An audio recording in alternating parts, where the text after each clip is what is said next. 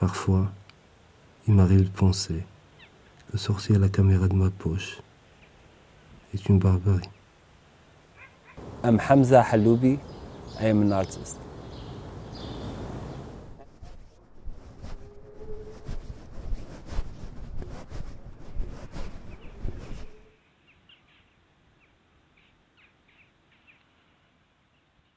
Hello Hamza, I'm happy to welcome you in Frankfurt today and at this wonderful terrace at Nizza Hotel. For a double feature you chose a selection of films. The oldest film you proposed to show, the name of it is Primadonna Rush. It's from 2015. In this film you go back to the grave of Jean Genet. And what was your initial idea about this film? And Larache, it's a city in the north of Morocco. It's like a really small city. It's like you have this situation of this tomb, this weird situation of this important writer and this really radical writer. It was a situation from where I start this project, which is about something else than Jean Genet or his tomb. Which is more important in this film is the process of filming. It's a pocket camera. I shoot with the camera and I put back the camera in my pocket. The camera record the image from my pocket. So it's also about this process of filming. It's like also a reflection of digital image and also a reflection about the camera as a body. The tomb of Jean Genet, it's very much related to silence, and at the same time we hear all the time this voice, which is actually have also this kind of theoretical, reflectional quality about the image. La caméra enregistre, qu'elle reste là à prendre des images de la pose de ma veste bleue. Ça fait quelques mois que je n'ai rien fait. Longtemps que je ne voulais rien faire. Il n'y a rien à faire. Laissons cette lumière nous raconter quelque chose. Laissons-la improviser un récit autour de la pose de ma veste. I don't believe in this idea of reality. The image is always a construction, you know.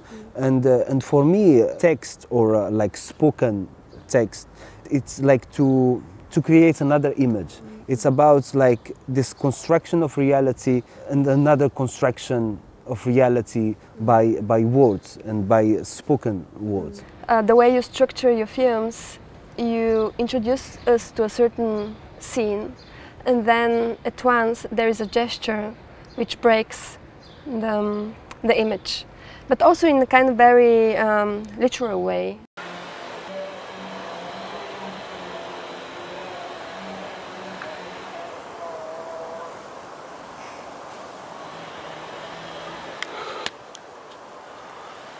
It's always about like dealing with the situation. That's like there is someone behind the camera and someone in front of the camera, but there is also a camera, you know. And it's like as basic as that, to question the position of the camera, you know, and our position also as authors, as a model, you know, in this game. In a way, it's also a camera. It became like a performance itself. A camera itself perform. Yeah. I would also like to talk a little bit about Studio Visit. It's a portrait of an artist, but we don't see art objects. All we see is materials, and it feels like everything is coming into being, but also through the image. And in the way, in your work, actually, you ask how the image constructs the work. You also in this film you ask how the image constructs the artwork and the artist. I made this video like last year or 2 years ago. So it's like a kind of autocritique, you know. It's like, self-critique. And also it's not only personal, but it's also about my generation, how things appear and how art appear and the context of it. What is this artist doing? What is this artist doing in the world? What is this artist doing in the art world? I have tried to contextualize, to talk about other artists, to talk He let me talk, but he didn't confirm what I was claiming. What kind of role the subject plays in your films? The character in my videos are known characters, but I use them as fictional characters. They help me to create a story, let's say, to create a narrative, and to question the situation.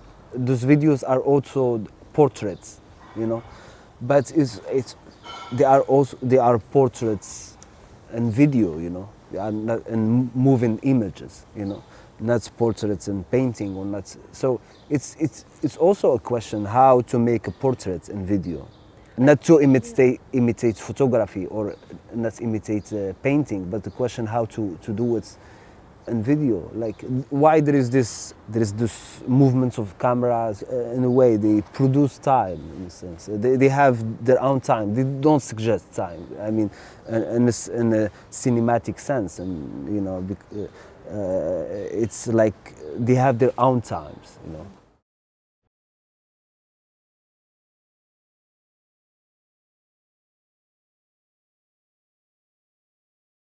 Have you been ever interested in more cinematic work? Full-length films, for example, all we have seen is always very short. They're all between 2 and 6 minutes. Yeah, right. But see, you know, I think all my work is about this idea of doing something else than cinema, and why also the quality of the videos are not cinematic or I escape the editing, you know, and the viewer in this situation, it's like it's not this viewer who is in a cinema like place. You see something without being seen, you know, you are in the dark. But in a situation in art space or in a museum, there is a question of public. There's a question. It's a body thing, you know. It's a social thing. It's a negotiation of a space.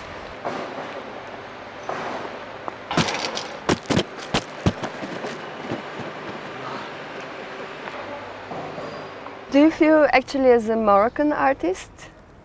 I grew up in Morocco and I study in Belgium. And study in Belgium and Amsterdam. As I live in Europe, you know, so I don't feel connected to the art scene in Morocco, you know, and I don't feel connected to the European art scene either. So I like this situation of being, in a way, disconnected. It's not really a pleasant situation, but at the same time, it gives you some freedom, you know, to move, also to make a kind of comparative thing, to look things from another perspective all the time. Thank you, Hamza. Great to have you here in Frankfurt. Thank you. Thank you.